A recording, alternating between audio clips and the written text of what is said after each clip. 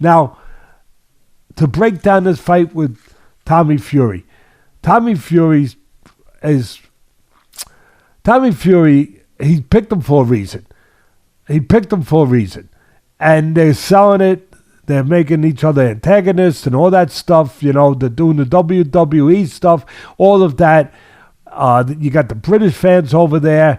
That'll add to it.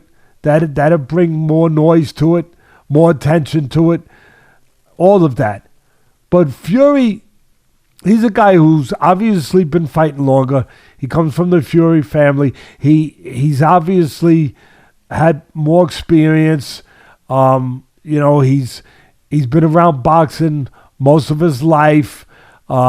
He knows how to look like a fighter. I don't know if he knows how to fight like a fighter, but he knows how to look like a fighter. I know that Paul, and people are going to go nuts with this, and no one else would go down this road. Nobody. But they wouldn't even know how.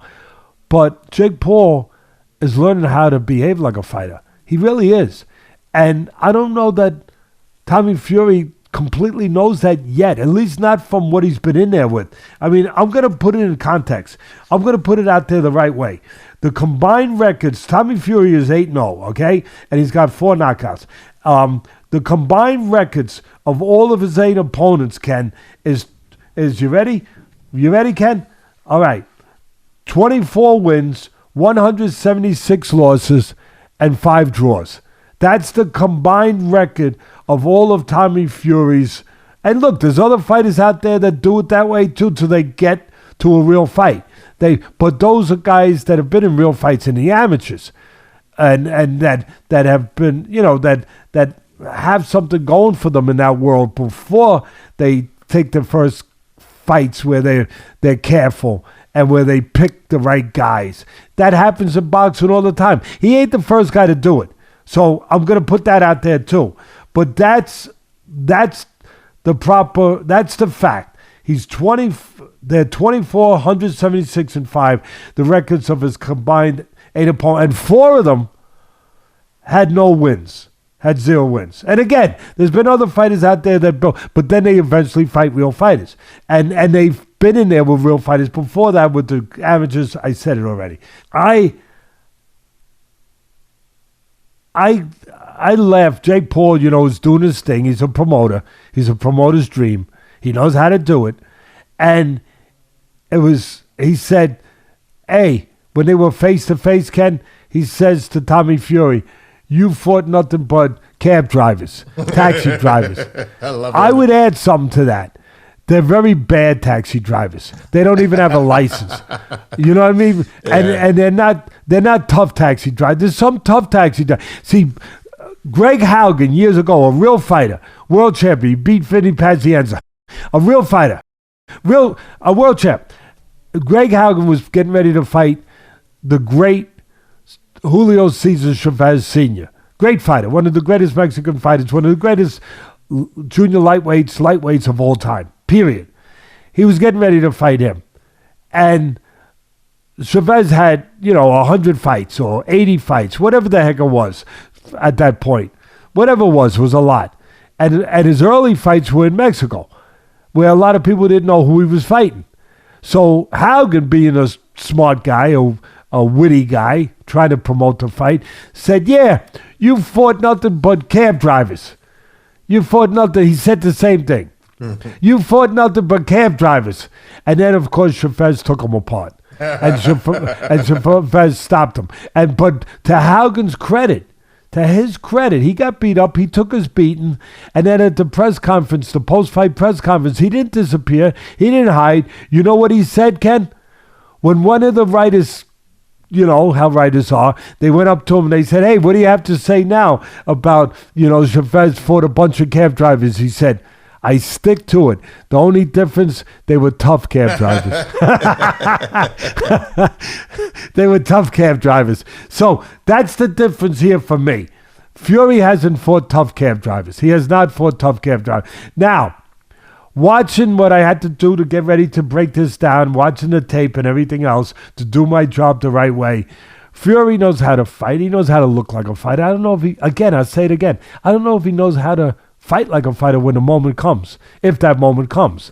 but he knows how to look. He reminds me of a guy you would hire for a TV movie to look like a fighter. Yeah, he's good looking. He's got a great build on him. Everything else, I wonder, whatever. I wonder if they're going to do testing. Seriously, I'm not accusing anyone of anything. I just wonder. I wonder if they're going to do testing. I can tell you right now, the chances are slim to none. They might do the typical BS of like, oh, we're going to test you 6 or 8 weeks out.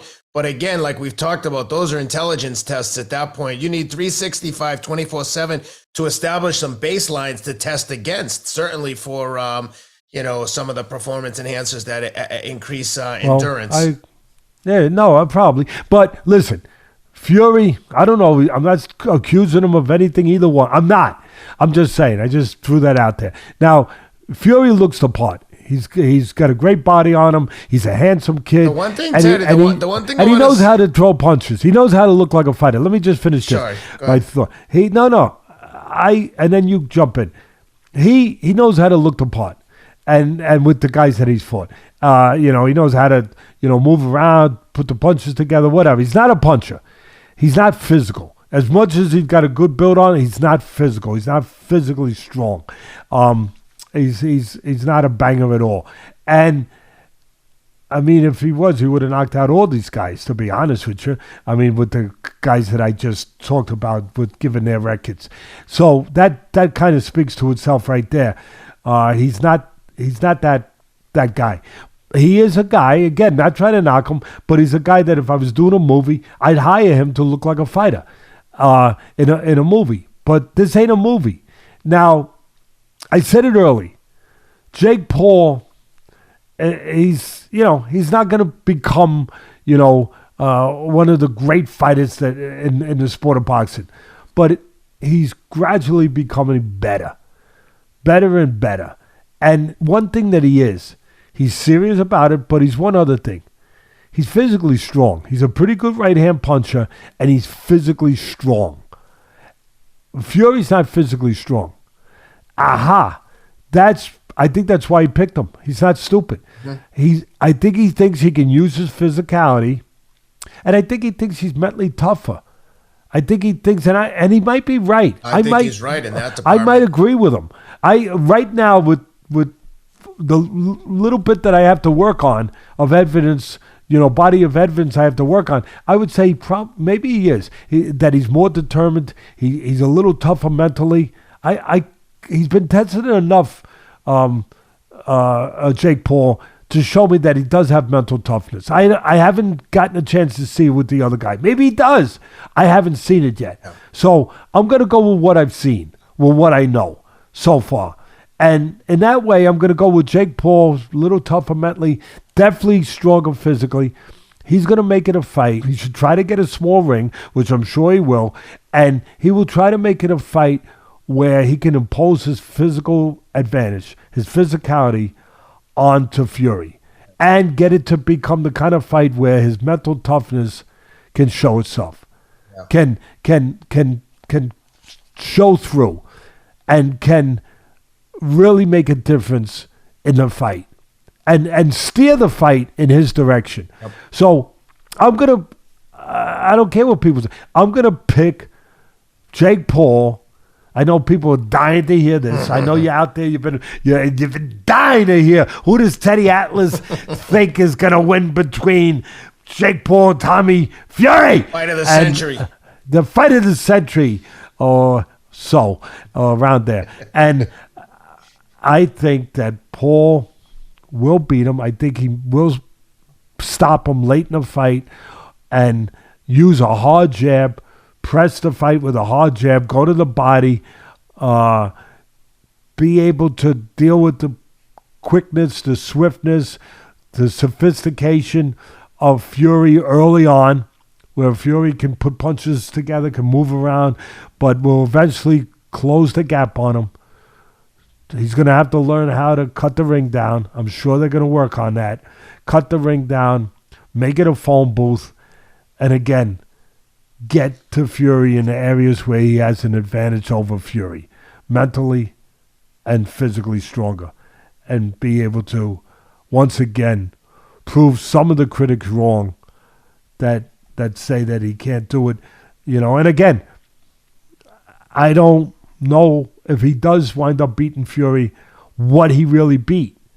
Other than he beat a guy that did have more boxing time in boxing than he did, and more of a boxing background than he did. How's that, Ken? That's as thorough as you like. Couple things.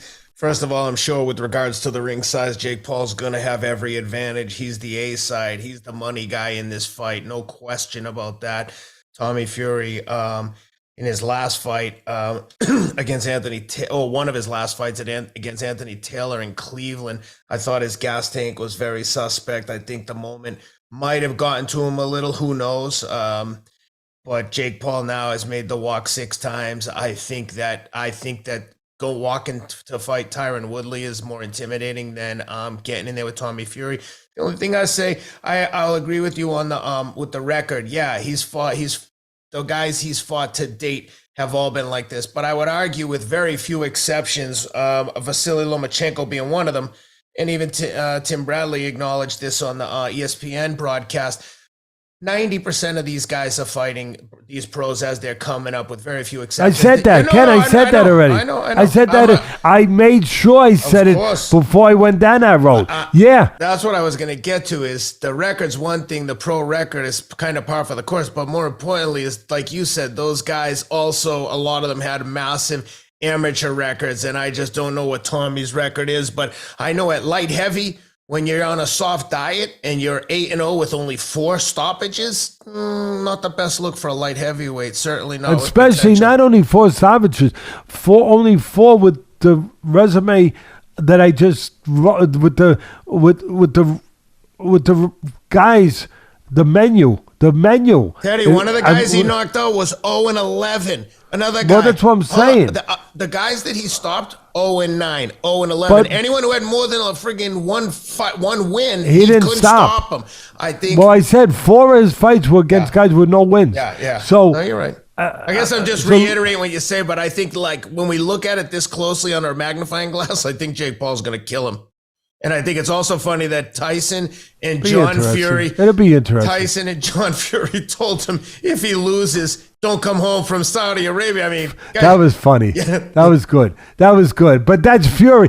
See, that's the great promoter there. I mean, he's the real fighter. He's one of the heavyweight champs of the world, Tyson Fury. But he's a great promoter, and he said the right thing. That was great. That was funny, and maybe that'll be incentive for his brother, because like you said, he said, "Hey, if you lose, stay in the desert. stay there in Saudi Arabia." Start pumping oil. You know what I mean? He's also over there, buddy with Jake Paul, promoting it, almost like, it's almost like when the cameras are on, they're like, "We're going to kill you, Jake." And then the minute the cameras are off, he's like doing podcasts with Jake Paul and like buddy with them, going out for drinks. But I like Tyson Fury. He knows how to play the game. It's almost like he's like a great politician. He'll say what did they say? What's Hyman Roth saying, The Godfather? It's not personal. It's business. That's it. It's all business. That's it. It's all business, my friend.